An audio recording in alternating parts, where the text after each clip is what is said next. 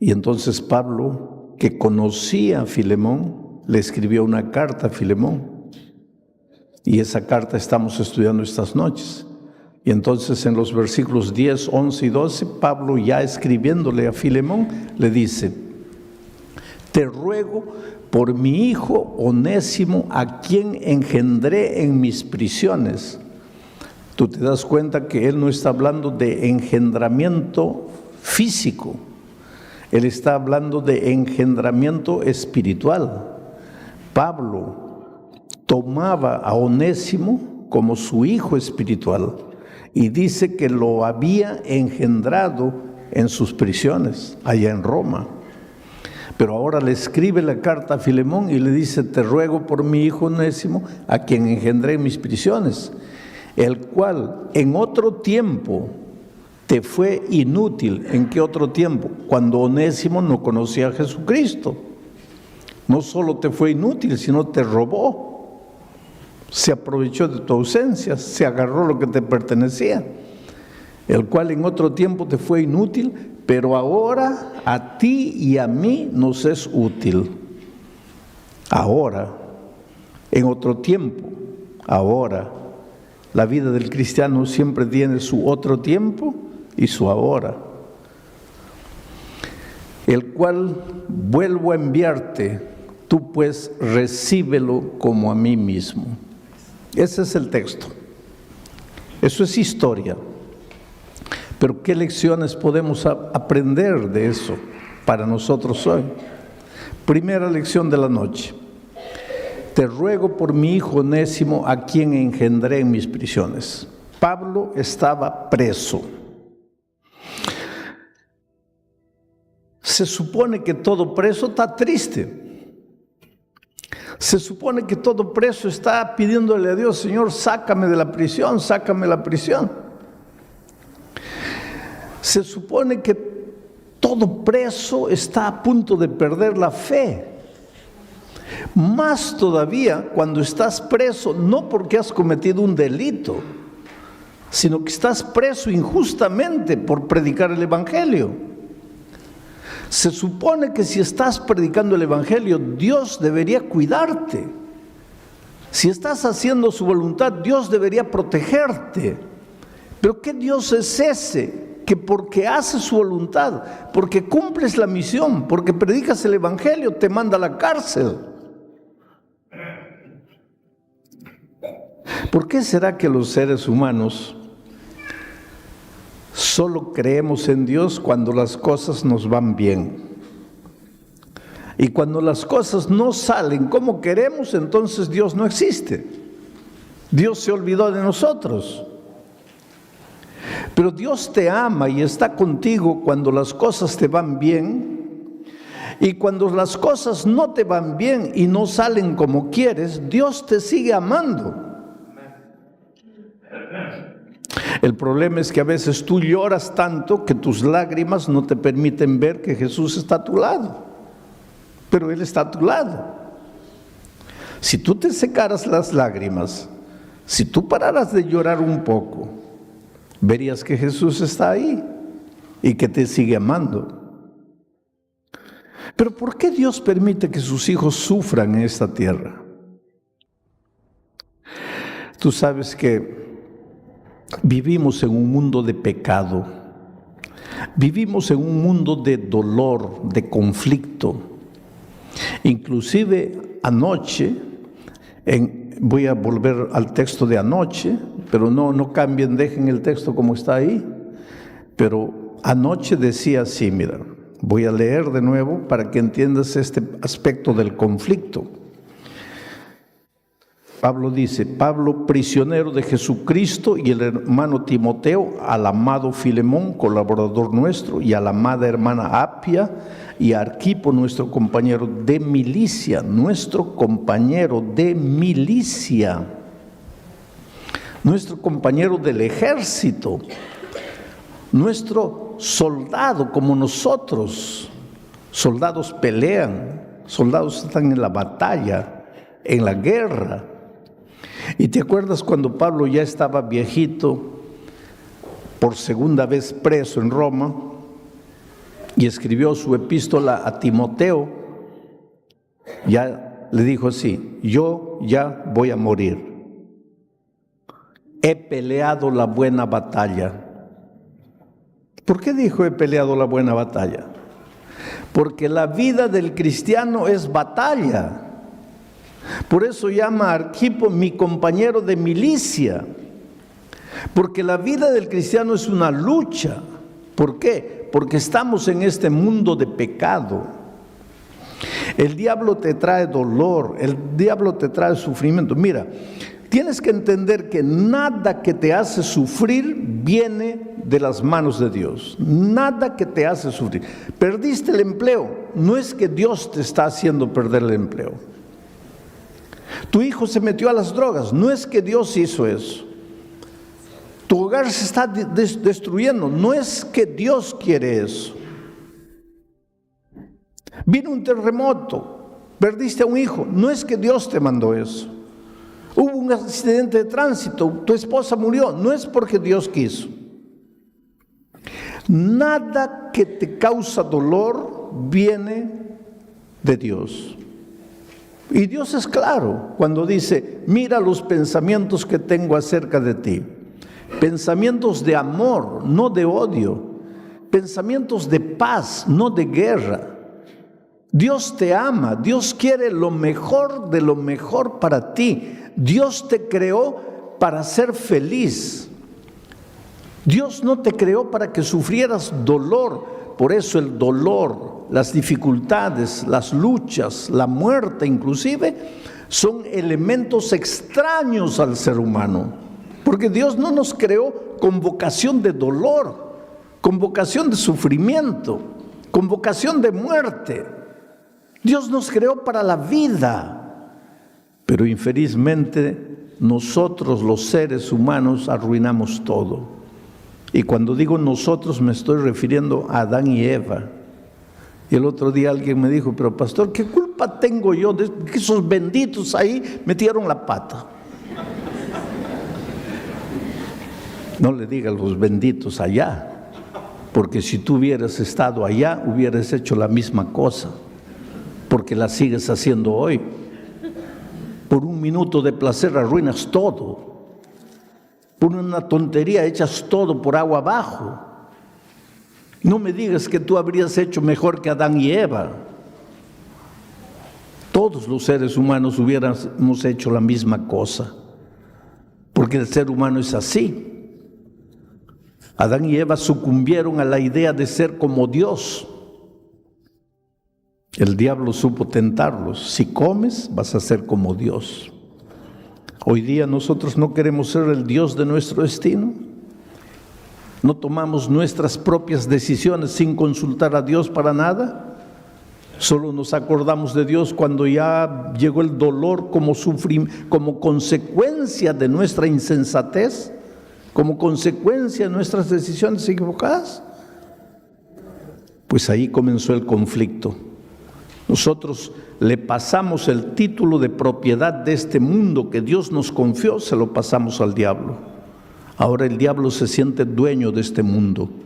Colocó dolor, sufrimiento, lágrimas, muerte. Nosotros vivimos en una guerra espiritual. No es de cañones, de fusiles. Es una guerra invisible entre Cristo y Satanás. Pero esta batalla va a llegar al fin cuando Cristo vuelva. Por eso nuestra oración tiene que ser: ora, ven Señor Jesús. Pero mientras no llegue el fin, todos los días estamos en guerra. Todos los días estamos en lucha. El enemigo se deleita en traer dolor a tu vida. ¿Por qué? Para que tú en el momento del dolor maldigas a Dios. Te vuelvas contra Dios, que pienses que Dios no te ama, que pienses que Dios te ha abandonado. Lo que el diablo quiere es eso. Y a veces en el momento del dolor, tú haces justamente lo que él quería. Te trajo dolor para que maldigas a Dios y maldices a Dios en el momento del dolor. Pero qué bueno es Dios, que no te juzga porque en un momento de dolor tú blasfemas contra Él. El otro día una señora me dice: pastor, mi hijo murió en un accidente de tránsito con 3 años de edad. Y ese día yo maldije a Dios y yo creo que he cometido el pecado contra el Espíritu Santo. Yo creo que Dios nunca me va a perdonar. Pero yo te digo esta noche, en el nombre de Dios, Él sí te perdona. ¿Por qué? Porque Él te entiende. ¿Y por qué? Porque se hizo hombre. Ya como Dios te podría entender, pero tú pensarías: pues Dios es Dios, ¿cómo puede entenderme? Entonces, para no darte ese argumento de pensar, Él no me entiende, se hizo hombre. Y en el momento del dolor, del sufrimiento, en la cruz, Él dijo: Dios mío, ¿por qué me has abandonado? Su padre no lo había abandonado, pero su humanidad le decía: estás solo, estás abandonado. Y ahora Él con toda autoridad puede entender tu dolor, las tonterías que a veces dices en un momento de dolor. Y Él no te va a juzgar por eso. Él te ama y te comprende. Estamos viviendo en un momento, en un mundo de dolor. Ahora, una de las maneras de salir victorioso es engendrar. Pablo estaba prisionero, pero en lugar de estar lamentándose, pensando que Dios lo había abandonado, que Dios lo había dejado, él estaba más preocupado en engendrar espiritualmente. ¿Qué cosa es eso? En llevar a otra persona al conocimiento de Jesucristo. Él podría estar desanimado en un rincón, diciendo: ¿dónde estás, Dios? En lugar de hacer eso, cuando vio un preso nuevo que llegaba, se acercó para hablarle del Evangelio. Es que aquí hay una poderosa lección bíblica. Cuando en el momento del dolor dejas de pensar un poco en ti mismo y empiezas a pensar en el otro, tu dolor disminuye, porque la esperanza se apodera de tu corazón. Pero cuando en el momento del dolor te concentras solamente en tu dolor aumenta. Entonces, hasta por disciplina, hasta por medida terapéutica, es en el dolor que tienes que tratar de ayudar a las personas que sufren más. Pero nadie sufre más que yo.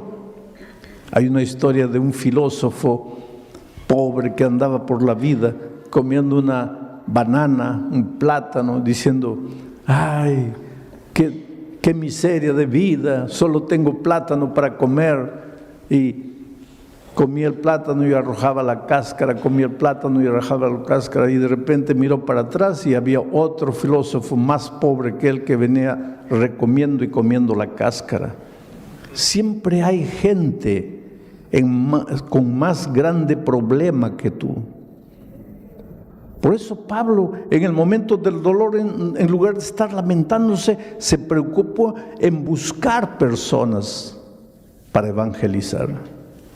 Bienvenidos ustedes, queridos, y felicitaciones a los que han traído a un amigo, a un vecino, a un compañero de trabajo esta noche aquí para compartir su fe. Porque cuando tú traes a alguien, cuando tú le hablas de Jesucristo a alguien, tú estás creciendo en tu experiencia espiritual. La mejor manera de permanecer firme hasta la venida de Cristo es compartir la fe que ha llegado a tu corazón. Ahora, el compartir la fe es como el engendrar. No quieras llevar una persona a Jesucristo y al día siguiente verla bautizándose. No, calma. ¿Cuántos meses tiene que estar un baby en el vientre de la madre para poder nacer? Por lo menos 9 meses. Algunos apresurados, 8 meses, 7 meses. Entonces, calma. Cuando tú empiezas a evangelizar a una persona, lo primero que tienes que hacer es amarla, amarla, amarla. ayudarla, extenderle la mano, estar a su lado. ¿Por qué? Por un simple motivo. Te voy a explicar lo que es evangelizar. Anoche dije que Dios es amor, y ese Dios amor tiene aquí en la tierra una iglesia, es la iglesia del amor. La iglesia de Dios en la tierra es la iglesia del amor, porque Dios es amor. Y los miembros de la iglesia de Dios en la tierra son los agentes del amor. Aquí está el mundo del desamor, aquí no hay amor. Aquí las personas tienen envidia una de las otras, aquí las personas se agreden, se matan, se engañan, se roban, se traicionan. Aquí hay vicios, hay droga, hay cigarro. Aquí el ser humano vive desesperado, angustiado. Este es el territorio de la muerte, el territorio del desamor. Aquí no hay amor. ¿Cómo entiendes tú que un padre que debe cuidar a su hija, porque hasta el animal irracional sabe que tiene que proteger a su cría, pero cómo entiendes tú que un ser humano, un padre, abusa de la hija? Es que aquí los seres humanos son peores que animales, porque este es el mundo del desamor, aquí no hay amor. Ahora, lo que tú no sabes es que Dios ama a esas personas. Esas personas están ahí porque se han ido para allá, pero Dios las ama y Dios dice: no quiero la muerte del impío. Entonces, ¿qué hace? Dios envía a sus agentes del amor, que son los miembros de la iglesia del amor, y les dice: entren al mundo del desamor y amen a las personas. Y con el instrumento del amor, tráiganlas para aquí. ¿Para que cambien de religión? No, para que dejen de sufrir, porque aquí están en el reino del desamor. Dios no está preocupado en que una religión bautice mucha gente y crezca, no. Dios está preocupado en que las personas que viven en el reino del desamor dejen de sufrir y pasen al reino del amor. Y el instrumento para traerlas es el amor. La gente aquí no está muriendo por falta de religión, está muriendo por falta de amor. Las personas hacen lo que hacen porque necesitan ser amadas. Y Dios envía a sus agentes del amor para llevarlas al reino del amor. Pablo entendía eso. Por eso consiguió evangelizar a Onésimo con el instrumento del amor, de tal manera que le llama mi hijo Onésimo, engendrado por mi amor, con paciencia, con tiempo. Ahora dice, este Onésimo en otro tiempo te fue inútil. En otro tiempo. Esto es lo que más me impresiona del mensaje de esta noche. En otro tiempo. Pablo usa mucho la expresión en otro tiempo. Miren, por ejemplo, aquí en Colosenses, capítulo 1. Colosenses, capítulo 1, versículo 21. Miren lo que dice el texto ahí. Está escribiendo a los colosenses que ya habían aceptado a Jesucristo. Dice, a vosotros, colosenses, yo voy a aumentar algunas palabras para que entiendan el pensamiento. Y a vosotros, colosenses, que habéis aceptado a Jesucristo, que erais en otro tiempo extraños y enemigos en vuestra mente, haciendo malas obras, ahora os ha reconciliado. En otro tiempo. Nuestra vida está dividida en el ahora y en el otro tiempo. ¿Quién eras tú en otro tiempo cuando no conocías a Jesucristo? Algunos tal vez esta noche todavía están en su otro tiempo. Todavía no han encontrado su ahora, porque todavía no han encontrado a Jesucristo, porque todavía no han aceptado a Jesucristo, porque Jesús marca la diferencia entre lo que eras en otro tiempo y lo que eres cuando aceptas a Jesucristo. En otro tiempo, tú no puedes hacer nada para remediar el pasado. Yo estaba el otro día en una prisión en México y cuando estaba saliendo, porque los guardias me habían prohibido hablar con los presos, acercarme a los presos, había un corredor ahí, pero un muchacho de unos 20, 21 años, llorando levantaba la mano y decía: pastor, pastor, ¿qué hice con mi vida, pastor? ¿Qué hice con mi vida? Y yo sin parar le dije: hijo, no te preocupes, ¿qué hiciste con tu vida? Preocúpate, ¿qué vas a hacer con tu vida? Lo que pasó, pasó. En otro tiempo eras inútil, dice Pablo.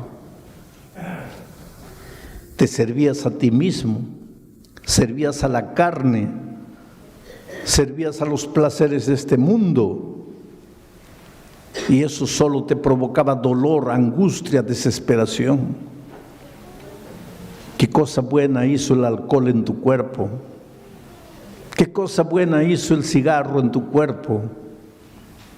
¿Qué cosa buena hizo la promiscuidad en tu cuerpo?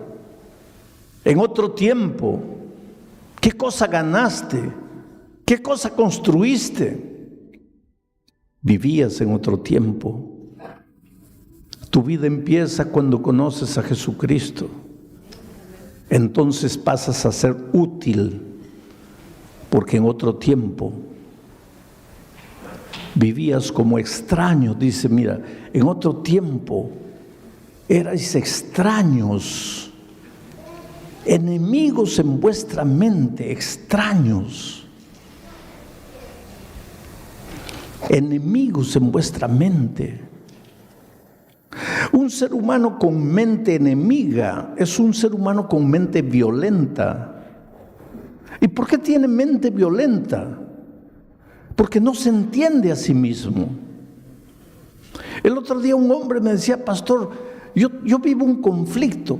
Yo amo a mi esposa, amo a mis hijos. Le digo: ¿y ese es conflicto? No, pastor, el conflicto está en que yo los golpeo. Yo pego a mi esposa, yo pego a mis hijos, pero yo los amo, pastor. Ahora, si yo no los amara y los golpeara, tendría lógica, pero yo los amo. Entonces, ¿por qué los trato mal? Porque tienes mente enemiga y no te das cuenta de eso. ¿Por qué sabes que la droga te está arruinando y te metes? Porque tienes mente enemiga, te quieres autodestruir a ti mismo. ¿Por qué sabes que el alcohol más tarde o más temprano va a acabar con tu hígado y lo sigues consumiendo? Porque tienes mente enemiga, no estás en paz contigo mismo. No eres feliz. Yo estaba predicando en el Estadio Nacional de Lima, 45,000 personas llenando el estadio hace años, en los tiempos del presidente Fujimori, en los tiempos terribles del terrorismo. Y una noche de junio, una noche fría, un hombre con gorro, con bufanda, con lentes oscuros en la noche, se acerca de mí y dice: pastor, yo soy un terrorista. Yo no entré aquí para escuchar la predicación. Yo entré aquí porque nosotros estamos en todos los lugares. ¿Y sabes lo que me dijo? Yo no soy malo, pastor. Yo soy un soñador. Yo sueño con un país mejor, con un Perú libre, con un Perú sano. Pero yo sé que para construir ese nuevo Perú hay que acabar con el Perú podrido. Por eso mis manos están manchadas de sangre. Por eso he matado gente. Esos movimientos, ese movimiento Sendero Luminoso hizo tanto daño al país. Entraban en poblaciones enteras, mataban hombres, mujeres, niños. ¿Para qué? Para que cuando llegaran al otro pueblo ya no les opusieran resistencia, habiendo escuchado la masacre del otro pueblo. Y este hombre ahora frente a mí decía: mis manos están manchadas de sangre. Yo he hecho todo eso que he hecho porque soy un soñador, porque quiero un Perú mejor, una nueva sociedad. Pero llorando me dijo: pastor, anoche, cuando usted predicó, entendí que toda la sangre que es necesario ser derramada para construir una nueva sociedad ya fue derramada en la cruz del Calvario. Pero ¿qué quiere usted que haga ahora con mis noches de pesadilla? Cuando sueño con gente inocente pidiéndome que por piedad no las mate, y yo las maté. Oh pastor, para mí no hay perdón. Para mí no hay salvación. Yo estoy perdido. A lo largo de mi vida he encontrado gente así, que mira su historia, mira su pasado y dice: pastor, usted dice que Dios me ama porque no conoce mi vida. Si conociera mi vida, usted no diría que Dios me ama. Un día estaba saliendo de un estadio en San Pablo después de la predicación y un joven me alcanza y me dice: pastor, si usted supiera quién soy yo, usted no diría que Dios me ama. ¿Y quién eres tú? Yo soy un homosexual, pastor. Pero Dios te ama, hijo.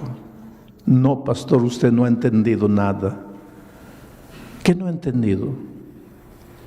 Yo soy un hombre que se acuesta con otro hombre. ¿No le da asco eso? Sí, a mí me puede dar asco. Pero yo no te estoy hablando de mi amor humano, mezquino, egoísta.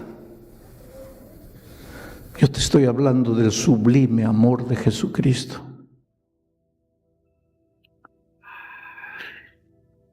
Que no te va a juzgar por lo que hiciste en otro tiempo, cuando no lo conocías. ¿Te acuerdas de la parábola del hijo pródigo? ¿Qué dice la parábola? Que el hijo, viviendo en su miseria, inmundo, sucio, asqueroso, porque eso es lo que hacemos cuando estamos lejos de Dios. Vivimos una vida inmunda, sucia, asquerosa. Ropa manchada de estiércol de puerco, oliendo a puerco, cabellos largos, sucios, pelotas de mugre, los piojos resbalándole. En su desgracia, llega a una conclusión el hijo pródigo y dice: me levantaré y volveré a mi padre. Mira lo que dice el texto, vuelve al texto anterior. Mira lo que dice: yo te devuelvo. Tu día comienza, mira tu vida, el cual vuelvo a enviarte. En el original griego dice: yo te devuelvo, te lo devuelvo. Ahí comienza la vida, cuando tú te devuelves a Dios. Cuando tú reconoces como el hijo pródigo que estás allá perdido y dices, me devolveré a mi padre. ¿Y qué dice la parábola? Que entonces el hijo pródigo se bañó, se limpió, se cortó el cabello, se echó un perfume, se vistió una ropa bonita y se fue al padre.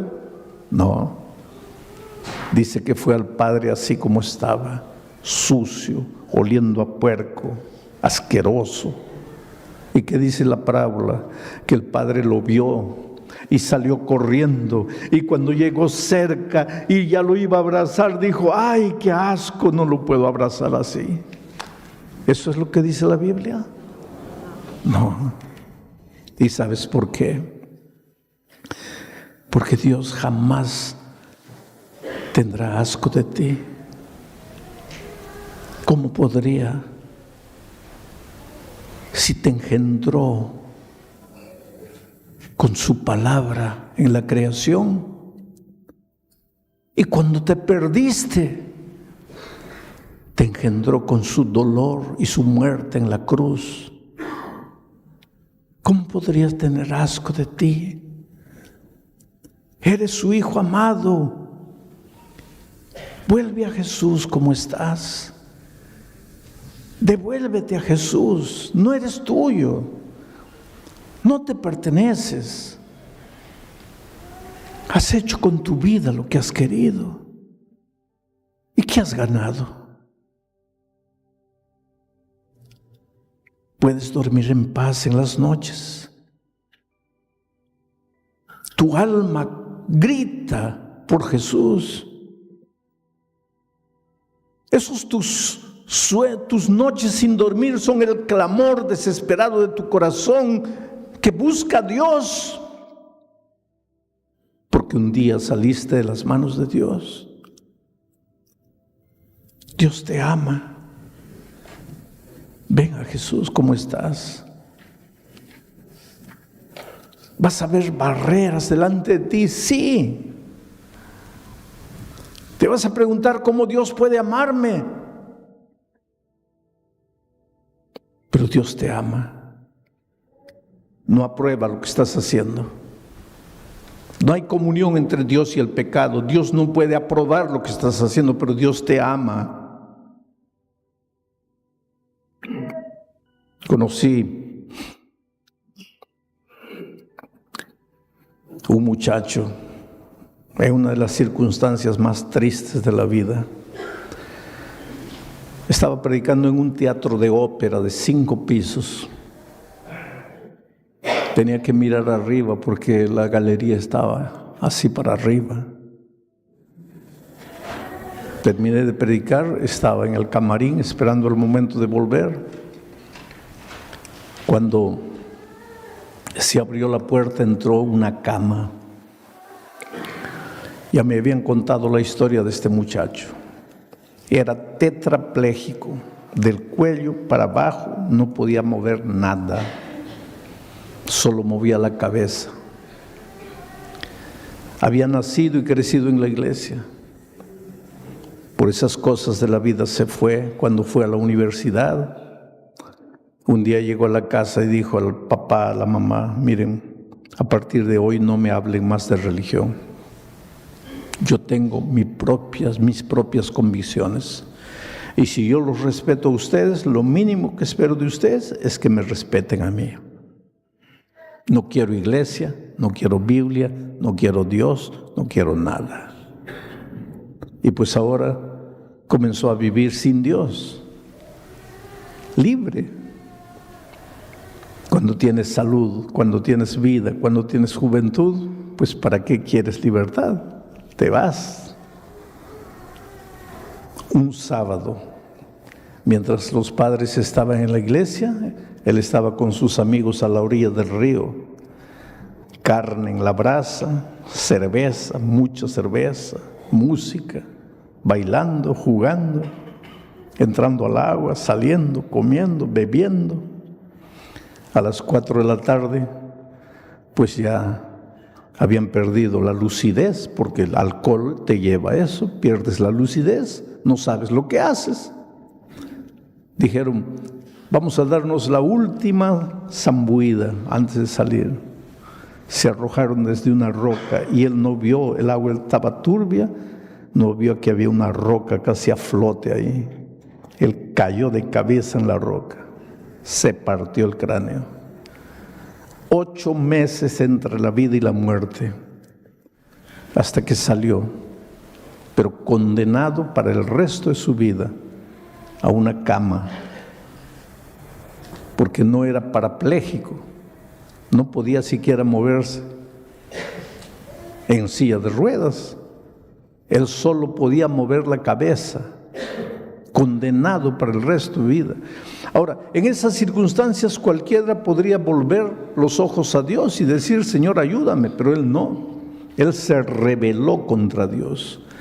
Él gritaba, él insultaba a Dios. Yo nunca vi a una persona insultar tan agresivamente a Dios. Él dependía de los padres para todo y sin embargo era malcriado con los padres, les faltaba el respeto, les gritaba, los insultaba. El pastor lo visitó en la iglesia, en la casa, lo expulsó. Los muchachos de la iglesia fueron a visitarlo, los expulsó. Él no quería saber nada de nada hasta que yo llegué a predicar a su ciudad. Y lógicamente los padres pensaron, de repente el pastor Bullón hace un milagro. Yo no hago milagros, queridos. Uno de estos días voy a hablar de milagros. Yo no hago milagros. Nadie hace milagros. Milagros son atribuciones divinas. Pero lo trajeron ahí a hablar conmigo. Él ya entró agresivo. Él ya entró agrediéndome. Nunca me había visto, pero ya entró insultando. Pues yo me levanté, me acerqué y le dije, mira hijo, yo sé lo que estás viviendo, pero quiero que sepas que Dios te ama. ¿Para qué le mencioné a Dios? Comenzó a insultar a Dios, a vociferar, a hablar cosas horribles de Dios. Y sabes, yo digo, de mí tú puedes decir lo que tú quieras. Eso no me molesta. Pero por favor no agredas a Dios. Y yo soy un ser humano. También pierdo la paciencia. Y cuando vi la manera como él agredía a Dios, le dije, espera un poco, muchacho. ¿Qué te pasa? ¿Cuál es tu problema?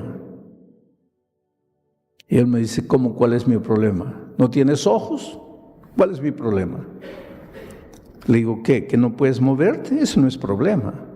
Ah, no. No. ¿Quieres cambiar conmigo? ¿Quieres quedarte aquí? No. Le digo, tu problema no es que no puedes moverte. Tu problema es tu corazón. Tu corazón lleno de veneno, de odio, de rencor. Por más que te duela, te voy a hacer algunas preguntas. ¿Qué te hizo Dios para que lo insultes? ¿Te empujó al río? ¿Qué te hicieron tus padres para que los trates mal? ¿Fueron ellos que te metieron el alcohol contra tu voluntad? ¿Contra quién deberías estar molesto? ¿Por qué agredes a las personas? Tu corazón está lleno de veneno y sabes lo peor, ese veneno, ¿tú crees que me hace mal a mí? Ese veneno te envenena solamente a ti. Vas a morir envenenado por tu propio veneno, a no ser que un día levantes los ojos a Dios y le pidas que arranque el veneno de tu corazón. Ese hombre comenzó a gritar desesperado y a agredir a los padres. ¿Para qué me trajeron aquí? Yo les dije que no me trajeran. No quiero ver a este hombre, sáquenme de aquí. Y se lo llevaron. Pasaron 6, 7 años. Volví a esa misma ciudad para predicar en ese mismo teatro. Terminó la predicación, yo estaba allá atrás en el camarín y de repente la puerta se abre y entra de nuevo la cama. Y me levanté, pensé, ahora todo se va a repetir. Pero él venía con una sonrisa en el rostro. Y me dice, pastor, no tenga miedo que no le voy a hacer nada. Y llegó cerca. Y me dice, pastor, yo vine solo a pedirle perdón. Porque la última vez que usted estuvo aquí, yo fui malcriado con usted. Pero le voy a contar mi historia. Esa noche, cuando me llevaron de vuelta a la casa, después de muchos años, por primera vez oré, conversé con Dios. Pero ¿sabe para qué? Le dije, Dios mío, si existes, mata a ese hombre. No tiene corazón, no tiene compasión. ¿Cómo es capaz de decirme las cosas que me ha dicho? Y pastor, todos los días yo le pedí a Dios que le ocurriera un accidente de tránsito, que usted muriera, que lo dejara como a mí, para que usted entendiera lo que yo estaba sintiendo. Pero su voz no salía de mi oído. Tu corazón está lleno de veneno y ese veneno no le hace mal a nadie, solo a ti. Te va a acabar matando, a no ser que tú un día le digas a Dios, arranca el veneno en mi corazón. Pastor, pasó un año. Un año después, en medio de la noche oscura, comencé a llorar a gritos. Y le dije, Dios mío, ese hombre tiene razón. Mi veneno no le hace mal a nadie, pero me está matando a mí. Por favor, ten compasión de mí. Arranca este odio de mi corazón, arranca el veneno de mi corazón. Oh, pastor, lloré y me quedé dormido. A la mañana siguiente me desperté y escuché que los pajaritos cantaban. Los pajaritos cantaban todos los días, pastor, pero yo no los oía. Me di cuenta que el sol brillaba todos los días, pero yo no lo veía. Ahora de repente me di cuenta que yo estaba vivo, pastor. Es verdad que no podía mover mi cuerpo, pero estaba vivo. Y comencé a decir, Señor, gracias, estoy vivo. Ya pasaron años, pastor. En este tiempo todo, he traído 20 personas para Cristo. Le digo, ¿pero cómo? Me dice, pastor, los jóvenes de la iglesia me llevan al barrio rojo de la ciudad, donde está la prostitución, las drogas. Los jóvenes cantan con una guitarra. Yo ahí en la cama y toda la gente se acerca. Y después yo predico. Solo que yo cuento mi experiencia. Yo digo quién era y les digo, ¿quieren ustedes llegar a mi situación? ¿Por qué no se entregan a Jesús? ¿Por qué no se rinden a Jesús? Y pastor, he logrado traer a Jesucristo 20 personas. Y me dice, y he aprendido a pintar. Y he pintado un cuadro que quiero regalárselo. Digo, pero ¿cómo pintas si no mueves nada? Y él me dice, pastor, eso es lo que yo pensaba. Pero hay algo que usted no se ha dado cuenta. Yo muevo la cabeza. Y he aprendido a pintar con mi boca. Con la boca agarro el pincel. Con la boca agarro el pincel y mojo en la tinta y pinto. Y me trajeron el cuadro. Interesante ese cuadro. 5 figuras. Aquí había un monstruo con cuernos y rabo. En la siguiente figura el monstruo ya no tiene cuernos pero tiene rabo. En la otra figura, el monstruo ya no tiene ni cuerno ni rabo. Y finalmente el monstruo ya no es monstruo, es un príncipe, pero está al pie de la cruz del Calvario. Y él me dijo: pastor, ese allá soy yo cuando lo conocí a usted. Este aquí soy yo, pero ahora transformado por el amor de Jesús. Entonces yo me acerqué de él y le dije: hijo, estás curado. Tal vez en esta tierra nunca andes, pero ese es un detalle. Estás curado. Sabes que yo conozco gente que tiene piernas, tiene brazos y dice: quiero morir. Y conozco a este muchacho que no tiene pierna, no tiene brazo, y todas las mañanas dice: Señor, quiero vivir, quiero vivir. ¿Cuál es la diferencia? Cristo. Él fue engendrado en el dolor de Jesús. Ahora, con todo esto, volvamos a leer el texto. Te ruego por mi hijo Onésimo, a quien engendré en mis prisiones, el cual en otro tiempo, cuando no conocía a Cristo, era un inútil, pero ahora a ti y a mí nos es útil. Yo te lo devuelvo, pues recíbele como a mí mismo. Oh querido, en otro tiempo, ese tiempo pasó para ti. Por eso la Biblia dice: hoy es el día de buena nueva. Hoy es el día de salvación. Esta noche te quiero hacer una invitación, porque eres precioso para Jesús. Porque desde que estabas en el vientre de tu madre, Dios ya tenía un plan para ti. Ese plan nunca se cumplió porque no conocías la palabra de Dios. Pero ahora el Evangelio llegó a tu vida. Ahora otro tiempo es otro tiempo. Hoy puedes nacer de nuevo, entregándole el corazón a Jesús.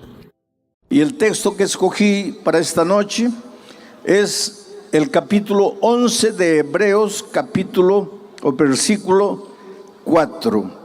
Por la fe, Abel ofreció a Dios más excelente sacrificio que Caín. Esa es la primera parte y me voy a detener aquí. Por la fe, Abel ofreció a Dios excelente sacrificio. Por la fe. ¿Qué es fe? A veces hablamos mucho de fe, pero no entendemos qué es la fe. Si le pudiéramos buscar un sinónimo a la palabra fe, ese sinónimo sería confianza. Así que cuando tú dices: yo tengo fe en Dios, estás diciendo: yo confío en Dios. Cuando tú dices: yo ya tuve fe en Dios, pero ahora ya no la tengo, estás queriendo decir: yo ya confié un día en Dios, pero ahora ya no confío. Fe es confianza. Y el texto bíblico de esta noche dice que por la fe, o sea, por la confianza que Dios tenía en Dios, que Abel tenía en Dios, ofreció excelente sacrificio. Confianza. El asunto es que para que tú confíes en alguien, tienes que conocer a esa persona. Porque tú no puedes confiar en alguien a quien no conoces. Hoy día muchas personas están siendo heridas por causa del internet, porque confían en personas a quien no conocen. Por favor, querido, especialmente si eres joven, ¿cómo vas a conocer a alguien por el internet? Las personas se conocen personalmente, cara a cara. ¿Cómo puedes decir que amas a alguien por el internet? Y las consecuencias a veces son tristes. Porque para confiar en una persona hay que conocerla. Y para conocer a una persona hay que interrelacionarse personalmente. Hay que saber cómo es la otra persona, quién es, por qué es así. Hay que conocer, y para conocer a una persona hay que pasar tiempo con esa persona. Porque si tú no pasas tiempo con una persona, no la puedes conocer.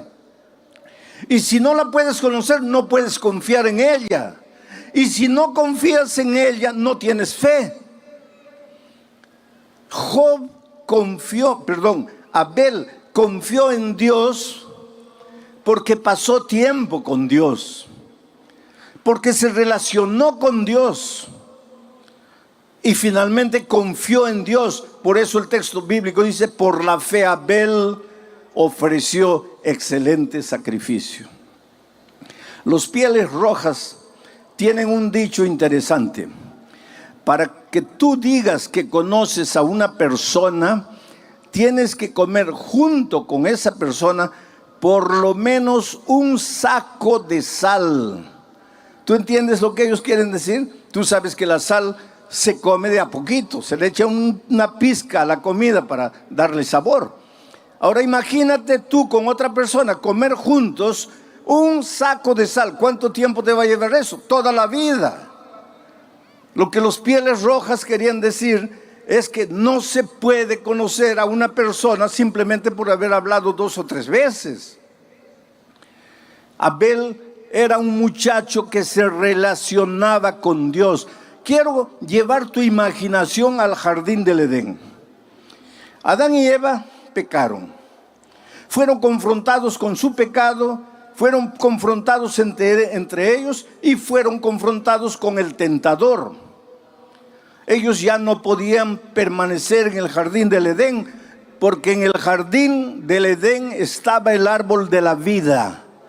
Y si ellos siguiesen comiendo del árbol de la vida, vivirían eternamente, pero vivirían como pecadores. Tú ya te imaginaste, si el pecado se prolongase eternamente, sería una tragedia. Por lo tanto, ellos tenían que salir del jardín del Edén. Y salieron. Y el texto bíblico de Génesis dice que Dios colocó un querubín con una espada brillante en la puerta del jardín. ¿A dónde se fueron Adán y Eva? Salieron del jardín para vivir fuera del jardín. Se alejaron de Dios, pero podían ver el jardín. Y podían ver al ángel guardián del jardín. Y cuando Caín y Abel nacieron, Adán y Eva los llevaban de pequeñitos a la frontera del jardín. Y de lejos les mostraban a los hijos y les decían: nosotros vivíamos allí, éramos felices, éramos perfectos. No había dolor, no había calor, no había frío, no había necesidad. El trabajo no era pesado como ahora para nosotros. Todo era paz, todo era armonía. Y seguramente que los hijitos le preguntaban: ¿y por qué ustedes salieron de ahí? Y ellos con lágrimas en los ojos les explicaban: es que nosotros hicimos algo que no debíamos hacer. Dios nos había dicho que podíamos comer de cualquier árbol del jardín, menos del árbol del conocimiento del bien y del mal, y nosotros comimos. Y tuvimos que salir porque el pecado tiene consecuencias. Oh querido, quisiera que esta noche tú colocases en tu mente y en tu corazón una verdad incontestable. El pecado tiene consecuencias.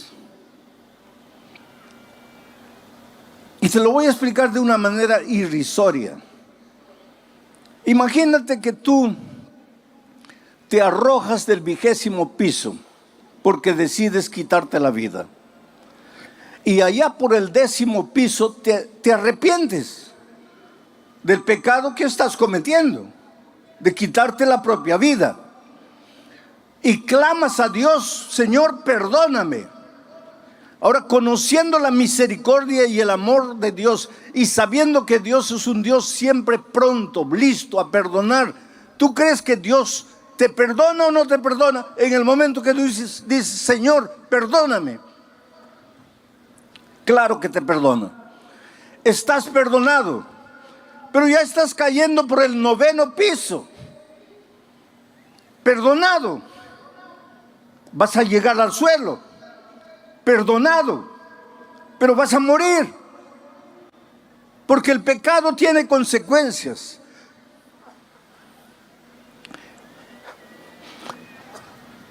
Yo siempre digo una cosa: Dios te perdona. Tú eres la cosa más linda que Jesús tiene en esta vida. Oh querido, no hay nada que hayas hecho en la vida que Dios no te perdone. Dios te perdona todo. Ah, pastor, usted dice eso porque no sabe lo que yo he hecho. No importa lo que hayas hecho. No importa si has caído en lo más profundo de la miseria, en lo más profundo del pecado. No importa si tus manos están manchadas de sangre, droga, prostitución, lo que tú quieras. Dios te perdona todo, pero la vida no te perdona. Es por eso que cuando estás cayendo del 20º piso y pides perdón en el 10º, Dios te perdona, pero la vida no te perdona. Vas a caer y vas a morir. Perdonado, pero vas a morir. Yo estaba saliendo de un estadio en San Pablo y un muchacho corrió y me abrazó llorando y me dice: pastor, usted dice que Dios perdona todo, pero a mí Dios no me ha perdonado. Y le pregunté por qué él decía eso. Este muchacho estaba con SIDA, estaba condenado a muerte. Estoy hablando de tiempos cuando el SIDA era mortal, no había remedio. Hoy día tampoco hay remedio, pero se puede prolongar la vida. En esos tiempos no. Ese muchacho estaba ya por morir. Y él decía: a mí Dios no me ha perdonado porque mi pecado fue horrible. Y yo le dije: hijo, Dios sí te perdonó. Y él me dice: pastor, pero si me perdonó, ¿por qué no me cura? Ah, pues ahí está la cosa, hijo. Dios te perdonó, pero la vida no te perdona. Adán y Eva pecaron. ¿Pidieron perdón a Dios? Sí, pero tuvieron que salir del jardín del Edén. Y ahora llevaban a sus pequeños hijos a la frontera y les mostraban: miren. Y seguramente, yo imagino que Adán y Eva lloraban. Y le decían: ah, hijo, si pudiésemos volver atrás, jamás habríamos hecho la tontería que hicimos. Pero la hicimos y ahora estamos en esta tierra de dolor cuando podríamos estar en el jardín. A medida que Caín y Abel crecían, ambos iban a mirar la frontera del jardín. Ambos miraban de lejos al querubín con la espada en la mano. Y delante de ese cuadro, los dos reaccionaron de maneras diferentes. Porque Abel entendió la naturaleza del pecado y entendió la solución para el pecado. Porque Adán y Eva les contaban a ellos que cuando estaban desnudos, cuando no sabían qué hacer, cuando estaban cargados de vergüenza por causa del pecado, el Señor sacrificó un cordero. La sangre de ese cordero se derramó. Con la piel de ese cordero se preparó túnicas para cubrir la desnudez de Adán y Eva. Y en ese acto de sacrificio, el primero de la Biblia, Dios estaba diciendo: hijo, que no importa en el problema a donde caíste por causa de tus decisiones torpes, No importa si te sientes embarrado en el fondo del pozo, hay solución para ti. Pero la solución involucra sangre, derramamiento de sangre. En el jardín del Edén, la sangre del Cordero. Pero en nuestro caso, la sangre del Cordero de Dios que quita el pecado del mundo, el Señor Jesucristo en la cruz del Calvario. Pero hay solución para ti esta noche. Puedes venir a Jesús trayéndole tu vida, tu pasado. Ah, pastor, tengo vergüenza de mi pasado, tengo asco de mi pasado. Pues tráele tu vergüenza, tráele tu asco. Antes que tú llegues, el Señor Jesús, como el Padre al Hijo pródigo, correrá y te abrazará y te besará. Y en su amor te limpiará y te transformará y te hará un nuevo ser humano. Porque esa es la promesa divina. Delante de aquel cuadro, Abel entendió que él, si se relacionaba con Dios, si ejercía la fe en Dios, si confiaba en Dios, debería ofrecer un sacrificio excelente. Solo, querido, que tú no le puedes ofrecer a Dios nada, porque nada bueno tienes. Por más que te esfuerces para producir buenas obras, obras de justicia, tu justicia para Dios es como trapo de inmundicia. No quieras tú presentarle a Dios tu buen comportamiento.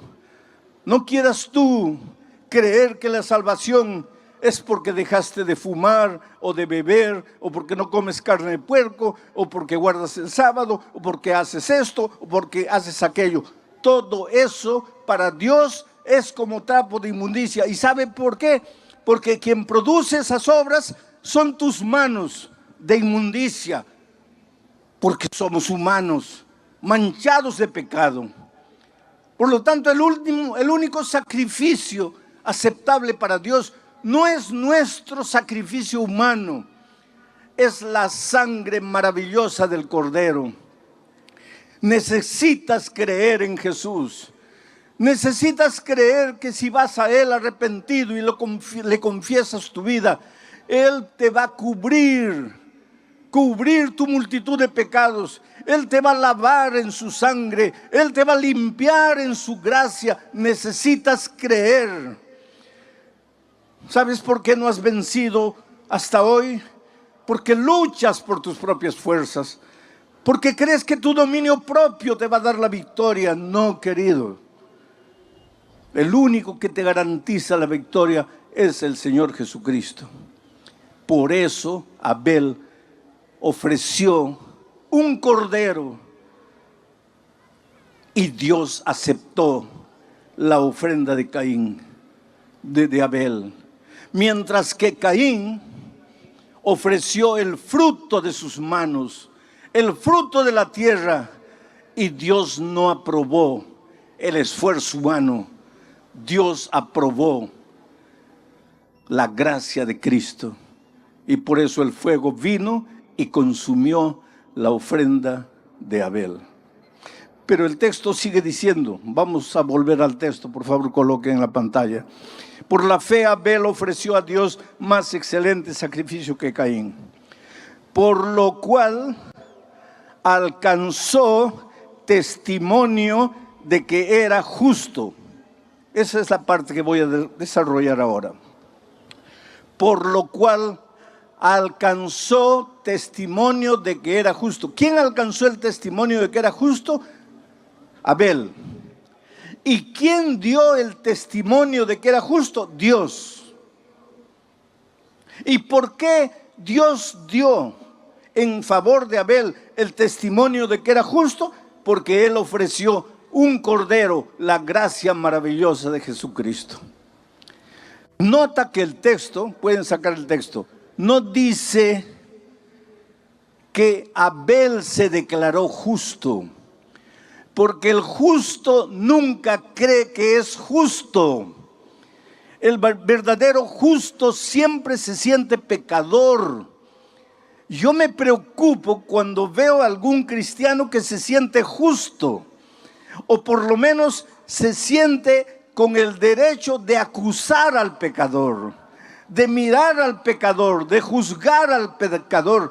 ¿Qué derecho tienes tú de apuntar el pecado de tu hermano? Mira la viga de tus ojos, no mires la paja del ojo de tu hermano. Tú no eres justo. Abel no dijo, yo soy justo porque Dios aprobó mi sacrificio, sino que Dios dio testimonio de que era justo. Dios el justo. Ahora hay una cosa. Abel llevó un cordero, creyó en la sangre de Jesús, creyó en la gracia de Jesucristo, pero enseguida Dios dijo, este hombre es justo. Justo es aquel que anda en la justicia.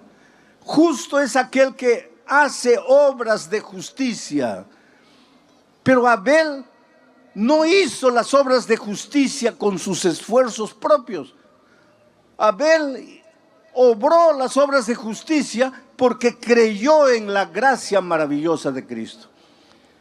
Por favor, nunca pienses que tú puedes salvarte por tus obras de justicia humana. Pero tampoco pienses que porque eres salvo por la gracia de Cristo, puedes vivir como tú quieres. No. A partir del momento en que Jesús te limpia, te purifica de tus pecados, te prepara para andar en las obras de justicia.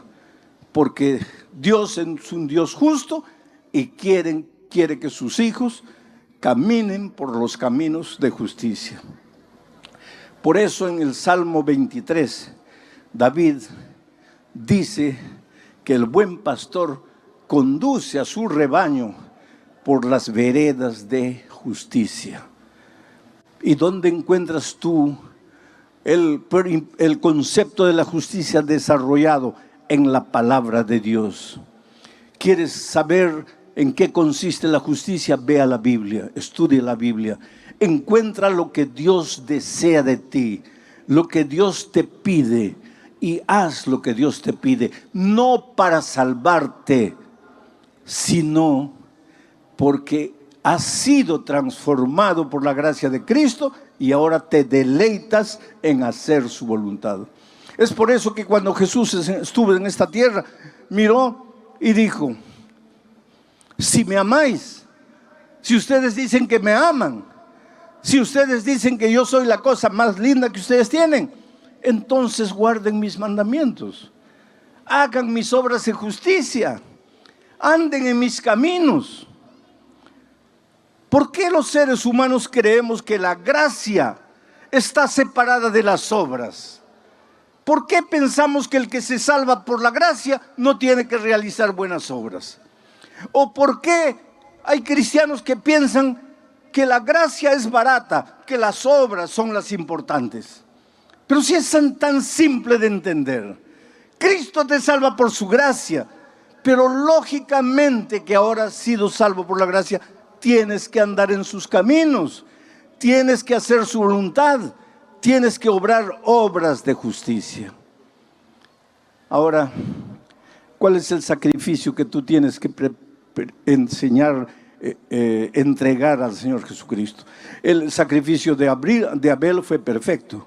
¿Cuál es tu sacrificio? Romanos, voy a pedir que salten al texto de Romanos capítulo 12, versículo 1. Quiero leer aquí.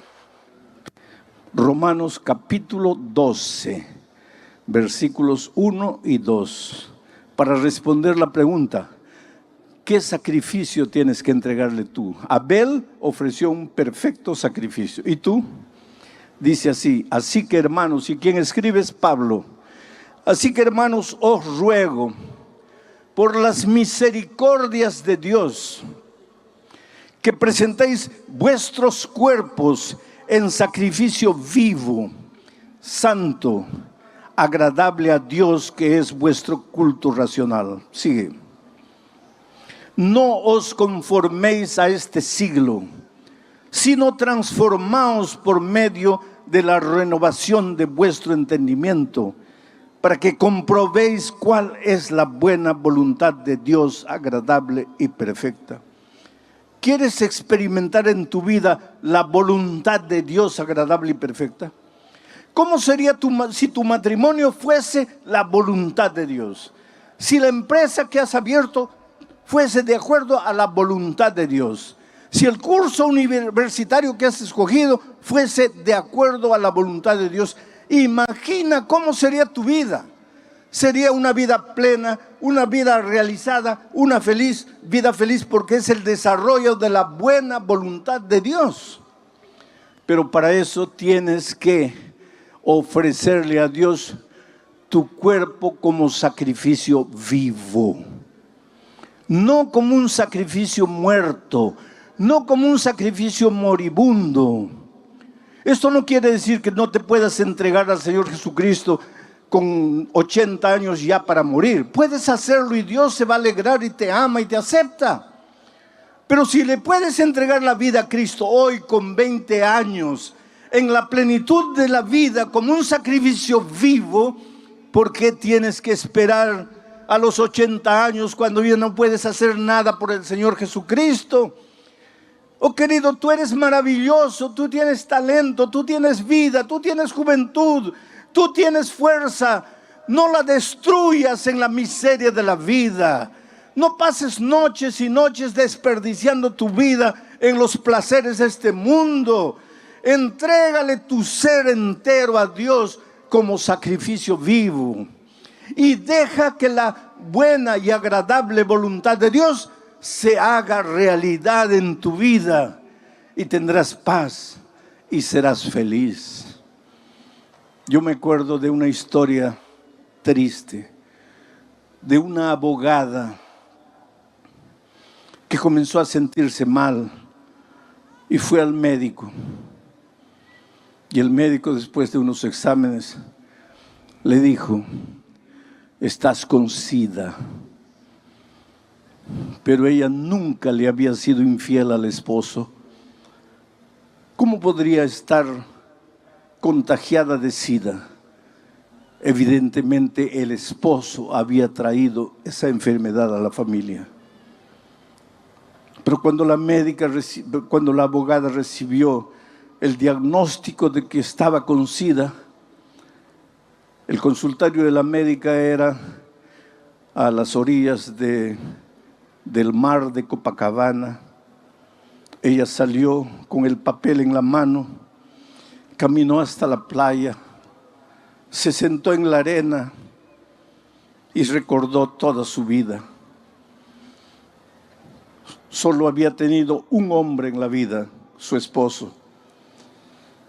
Habían comenzado a flirtear cuando tenían 12, 13 años. Comenzaron a enamorar a los 15 años contra la voluntad de los padres. Ella le repetía desde la ventana las palabras de una poesía que muchos de ustedes conocen. Quítate de la ventana, chiquillo loco, que mi madre no te quiere, ni yo tampoco. Pero el muchacho insistía y la conquistó. Y a los 15 años de edad empezaron a enamorar. Ese muchacho no quería saber nada con la vida, solo amigos, al principio cigarro, después bebida, después drogas. Y los padres le decían a la hija: pero hija, ¿cómo te vas a casar con un muchacho así? Tú, una abogada, ¿cómo te vas a casar con un hombre irresponsable que solo quiere disfrutar de tu dinero? Porque él no trabaja, él no es profesional, él no estudia, él solo vive en las drogas, en la bebida. Y ella respondía a sus padres con aquella frase famosa de las chicas: mi amor lo va a cambiar.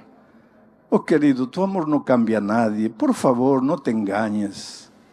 Pero en esta vida todos tenemos que tomar decisiones. Caín tomó una decisión errada. Abel tomó la decisión correcta. Esta jueza, esta abogada, tomó una decisión errada.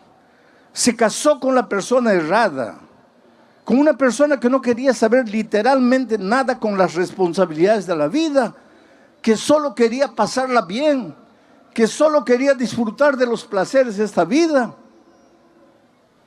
Ella fue una buena esposa, respetó a su esposo en todo tiempo, pero él no. Y ahora ella estaba con SIDA. Estoy hablando de tiempos antiguos, vuelvo a repetir, cuando no había remedio ni prolongación de vida para los enfermos de SIDA. Ella volvió para la casa. Él no estaba. Ella esperó hasta las 11 de la noche. Él no llegaba. Ella sentada en la sala, cuando a medianoche él apareció. Y él sabía que su esposa había ido al médico. Y él sabía que ese día le darían los resultados a la esposa. Y él sabía que ya estaba con SIDA y que la única persona que podría haber pasado la enfermedad para ella era él. Por eso cuando él abrió la puerta y vio a la esposa sentada en la sala, lo primero que hizo fue caer de rodillas y decirle: querida, me perdona, por favor, perdóname. Yo arruiné tu vida, yo te condené a muerte. Yo no puedo hacer nada para resolver el problema. Yo solo te puedo pedir perdón. Pero la cólera tomó cuenta de ella. De repente vio todo oscuro. Perdió la paciencia. Y le gritó: ¿tú piensas que porque te arrodillas y me pides perdón has resuelto mi problema? Voy a morir. Voy a morir y tú eres el único culpable. Has vivido todo el tiempo de mi dinero. Nunca has trabajado, nunca te has comprometido con nada y me has condenado a muerte. Llegó un momento de ira y entró al cuarto, agarró un revólver y le dio 6 tiros al esposo y lo mató. Enseguida llamó a la policía y se entregó. Y fue presa. Y fue condenada. Y en la prisión quería morir. Decía: Señor, si estoy con SIDA y si ya siento los síntomas, ¿por qué no acabas de una vez con mi vida? ¿Para qué estoy aquí? Y ahí entra el ministerio de la radio. Porque la radio tiene la capacidad de entrar a los lugares a donde nadie entra. Yo estuve en un país musulmán, cuyo nombre no voy a decir, para proteger a los misioneros allá, a donde el evangelio entró a través de las leyes de prohibición y todo, y hay un núcleo de musulmanes que se volvieron cristianos a través del ministerio de la radio. Es por eso que cuando alguna vez te piden una ofrenda para la radio, no tengas miedo de ofrendar. La radio puede llegar con el evangelio a los rincones más apartados, y la radio llegó a la vida de esta abogada con el evangelio en su momento de desesperación, y ella entendió que Jesucristo era Dios. Y con los hombres no podrían hacer, Jesús podría hacer. Y que el milagro maravilloso de Cristo tal vez no sería curarla del SIDA, mas curarla del alma, para enfrentar la muerte sin miedo y sin temor, con la esperanza de encontrarse con Jesucristo cuando Él viniera. Y aceptó a Jesucristo y fue bautizada. Pero entonces ya estaba en las últimas y la sacaron de la prisión y la llevaron al hospital. Y ya sentía que la muerte se le acercaba. Y entonces cuando el pastor la visitó, ella le dijo: pastor, yo no tengo miedo de morir. porque en la Biblia aprendí que los cristianos no morimos, solamente dormimos hasta la segunda venida de Cristo. Y que cuando Cristo venga, yo resucitaré para encontrarme con el Señor Jesús. La más grande decisión que he tomado en mi vida fue aceptar al Señor Jesús y bautizarme. Y le dijo, anoche tuve un sueño. Soñé que estaba siendo juzgada y que el diablo vino y le presentó todas las acusaciones contra mí. Muchacha torpe, no le hizo caso a sus padres cuando era joven, mientras se enamoraba con un don nadie. Muchacha torpe porque cuando vio la vida promiscua que el marido vivía, no se separó. Y finalmente muchacha torpe porque agarró un revólver y le quitó la vida al esposo. Y entonces en su sueño ella vio al Señor Jesucristo acercarse al Padre y decirle, todo esto es verdad, pero lo que el diablo no dice es que ella aceptó mi gracia, aceptó mi sangre, aceptó mi sacrificio y fue bautizada. Por lo tanto yo escribo perdonada y salvada. Esa es la maravilla de Jesús. No importa quién eres, dónde vives, qué haces, cómo vives. No importa tu pasado escrito lleno de garabatos. Dios te ama. Dios te ofrece la oportunidad de reconstruirte por dentro, de arrancar de tu corazón el odio, el rencor, el resentimiento que te está matando a ti. Por eso esta noche te voy a hacer una invitación. Esta invitación es para aquellos que ya se han preparado, han estudiado la Biblia y tal vez están listos para ser inclusive bautizados hoy. Pero esta invitación también es para aquellos amigos que han venido tal vez por primera vez para escuchar la palabra de Dios y quieren aceptar el sacrificio de Cristo y como Abel quieren hacer la más grande decisión de la vida, ofrecer su ser entero en sacrificio en los brazos del Señor. Si tú quieres ser bañado por la gracia maravillosa de Cristo, te voy a pedir que te levantes, salgas de las tribunas, de las sillas que están abajo y vengas aquí adelante